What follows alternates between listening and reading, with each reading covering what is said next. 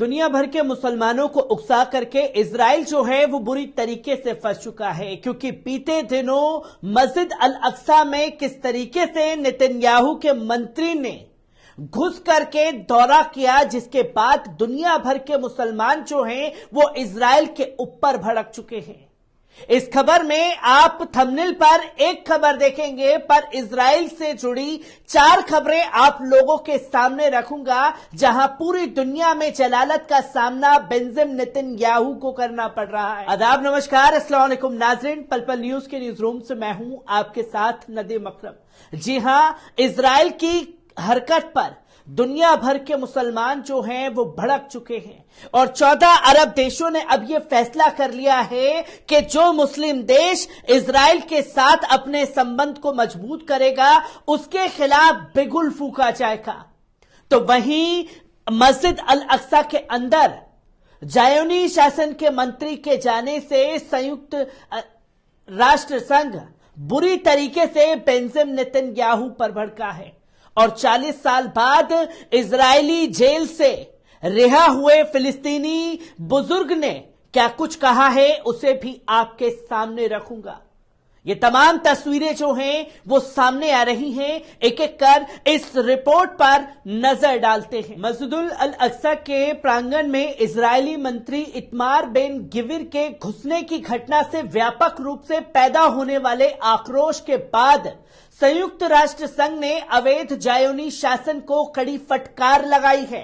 फिलिस्तीनी और जॉर्डन के संयुक्त अनुरोध और संयुक्त अरब इमारात और चीन के समर्थन से अवैध ज़ायोनी शासन के मंत्री की भड़काऊ और कट्टरपंथी कार्रवाई की समीक्षा के लिए संयुक्त राष्ट्र सुरक्षा परिषद की एक आपात बैठक गुरुवार शाम को आयोजित की गई थी, जिसमें परिषद के सभी सदस्यों ने मस्जिद अल अक्सा का अनादर करने के लिए ज़ायोनी सरकार के मंत्रिमंडल की निंदा तक की। गौरतलब है कि अवैध ज़ायोनी शासन के नए राष्ट्रीय सुरक्षा मंत्री और धुर दक्षिणपंथी पार्टी के नेता इतमार बेन गिविर ने आतंकी ज़ायोनी सैनिकों के साथ मंगलवार को बैतुल मुकद्दस के सबसे पवित्र स्थल मस्जिद अल अक्सा में जबरदस्ती घुसकर उसका अनादर किया। विभिन्न देशों और संगठनों ने ज़ायोनी मंत्री के इस कदम की कड़ी निंदा तक की है। इस पर बीच संयुक्त राष्ट्र संघ के सदस्यों ने ज़ायोनी सरकार की उक्त कार्रवाई को भड़काऊ और खतरनाक बताते हुए इसकी निंदा की है।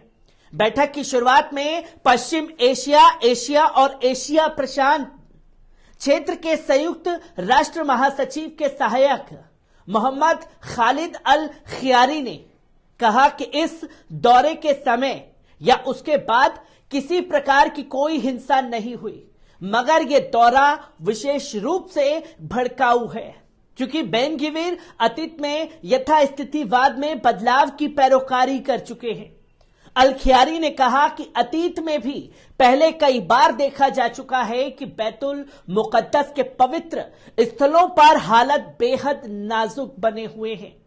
ज़ायोनी शासन के मंत्री द्वारा अंजाम दी गई कार्रवाई से कोई भी घटना या तनाव वहां फैल सकता है और फिलिस्तीन एवं अवैध फिलिस्तीनी क्षेत्र में हिंसा का कारण बन सकता है। बता दें कि चीन और रूस के प्रतिनिधियों ने भी ज़ायोनी मंत्री के इस कदम पर चिंता जताते हुए इसे भड़काऊ और उकसावे वाली कार्यवाही बताया था। तो वहीं संयुक्त राष्ट्र संघ के साथ साथ 14 अरब देशों ने एक बड़ा ऐलान कर दिया है। 14 अरब देशों में हुए एक नए सर्वे के नतीजों से पता चला है कि इन देशों की अधिकांश जनता इजराइल के साथ संबंधों को सामान्य बनाने की विरोधी है। गौरतलब है कि अमेरिका के दबाव और मध्यस्थता के कारण अब तक 4 अरब देश इजराइल के आगे झुक चुके हैं। यूएई, बहरीन, सूडान, मोरक्को ज़ायोनी शासन के साथ संबंधों को सामान्य बनाने वाले समझौते कर चुके हैं।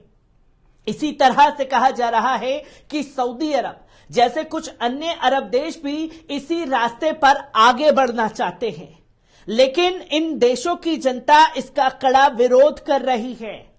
14 अरब देशों में हुए नए सर्वे से भी पता चलता है कि इस सर्वे में शामिल होने वाले 84% लोगों ने इजराइल के साथ संबंधों को सामान्य बनाने का विरोध किया है। जिन देशों में यह सर्वे कराया गया है उनमें मॉरिटानिया, मोरक्को, ट्यूनीशिया, लीबिया, मिस्र, सूडान, अल्जीरिया, फिलिस्तीन, लेबनान, जॉर्डन, इराक, सऊदी अरब, कुवैत और कतर हैं। हालांकि मिस्र और जॉर्डन पहले ही इजराइल को मान्यता दे चुके हैं, जबकि मोरक्को और सूडान ने 2020 में इजराइल के साथ राजनयिक संबंधों की स्थापना की घोषणा की है। जहां अरब देशों में रह रहे लोग भी अपनी सरकार का विरोध कर रहे हैं जो इजराइल के साथ संबंध को बढ़ा रहे हैं। इसी के साथ साथ आपको बता दें कि इजराइल के प्रधानमंत्री बेंजामिन नेतन्याहू को दक्षिणपंथी सरकार ने फिलिस्तीनी इलाकों पर अवैध कब्जे के खिलाफ अंतर्राष्ट्रीय न्याय में अपील के जवाब में दंडात्मक कार्रवाई की मंजूरी दी है। नेतन्याहू की दक्षिणपंथी कैबिनेट ने शुक्रवार को जिन दंडात्मक कदमों का ऐलान किया है उनमें से एक फिलिस्तीनियों का धन प्रतिरोधी फिलिस्तीनियों के हमले में मारे या जख्मी होने वाले अवैध जायोनी बस्तियों में बसने वाले जायोनियों को मुआवजे के तौर पर देना है। पिछले हफ्ते फिलिस्तीनियों की एक अपील के बाद संयुक्त राष्ट्र महासभा और अंतर्राष्ट्रीय न्यायालय ने फिलिस्तीनी क्षेत्रों पर दशकों पुराने इजराइल के कब्जे के खिलाफ कानूनी राय देने के लिए कहा था, जिस पर जायोनी शासन ने 1967 के अरब इजराइल युद्ध के बाद वेस्ट बैंक, गाजा पट्टी और पूर्वी बैतुल मुकद्दस पर कब्जा कर लिया था, जिसको लेकर फिलिस्तीनियों के प्रतिरोध के बाद 2005 में इजराइल गाजा से पीछे हट गया था, लेकिन उसने अन्य फिलिस्तीनी इलाकों पर आज भी अपना अवैध कब्जा कर रखा है। अंतर्राष्ट्रीय न्यायालय संयुक्त राष्ट्र की शीर्ष अदालत है जो दुनिया के भर में बड़े विवादों की सुनवाई करती है। इसके फैसले बाध्यकारी होते हैं, लेकिन इसके पास उन्हें लागू करने की शक्ति नहीं है, जिसको लेकर के इंटरनेशनल कोर्ट में इजराइल के खिलाफ मुद्दा उठा और कार्रवाई के लिए कहा गया है। इसी के साथ साथ फिलिस्तीन के इस्लामी प्रतिरोध आंदोलन हमास के नेहानिया ने उस फिलिस्तीनी कैदी से बात की है जिसको 40 वर्षों के बाद जायोनी जेल से कल आजादी मिली। जायोनी सैनिकों ने 6 जनवरी 1983 को एक फिलिस्तीनी करीम यूनुस को गिरफ्तार किया था। करीम यूनुस उस समय छात्र थे। उन पर सशस्त्र गतिविधियां करने और एक जायोनी सैनिक की हत्या के आरोप में जेल में डाल दिया गया था। उनको आजीवन कारावास की सजा सुनाई गई थी। कुछ समय के बाद फिलिस्तीनी नागरिक करीम यूनुस की सजा में कुछ कमी करके उनकी सजा को 40 साल कर दिया गया था। करीम यूनुस से बात करते हुए हमास के नेता इस्माइल हानिया ने उनकी स्वतंत्रता को सारे फिलिस्तीनियों की स्वतंत्रता जैसा बताया है। हानिया ने कहा कि आपकी आजादी फिलिस्तीनियों के राष्ट्रीय संकल्प का पता देती है।